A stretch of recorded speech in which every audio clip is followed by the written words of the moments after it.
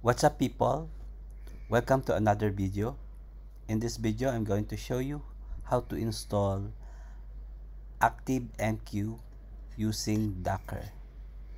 Okay, let's get started. Uh, First, let's check if we have existing image here, because previously I installed already the ActiveMQ. So I just want to verify if I still have that image. Okay, so I think I already deleted, so I cannot see any ActiveMQ here. So now basically we just need to pull the image. Later I will post this command to comment section, so don't worry, you don't need to remember this. So first, pull the image. After pulling the image, we just wait a bit. At first, if you don't have the image, it will take time, but the second time around it will be very fast. I think I have some network issue here. Let me try again. Using the portal response from daemon. Handshake timeout.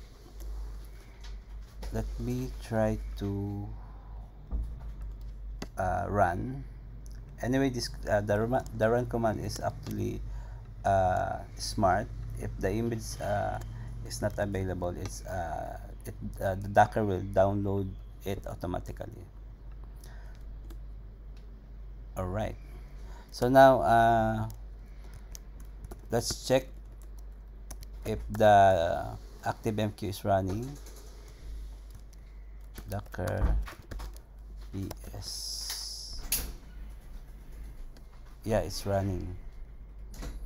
Let's review the run command. So as you can see here, this is our ActiveMQ. The status is up. Okay, let's review this command, the one we ran just now. Docker run. Okay, basically this is the image, web center ActiveMQ, and then we expose two ports. This 8161, this port is for admin console, and then this 61616, this port is for our application to connect to this ActiveMQ server. Okay, and this is just the name. Then we can just ignore this. This is the command to run. All right, so let's verify how if our installation is successful. We can just we basically use the port that we use when we run the ActiveMQ image, which is 8161. So HTTP localhost 6161. Take note, the default username and password, oh sorry, I'm using Safari. It's because Safari doesn't support unsecured connection, so we use Chrome. HTTP, so the port is 68161. All right, so we go to admin page. Oh, normally at first it will ask you the username and password. Okay, so I just want to show you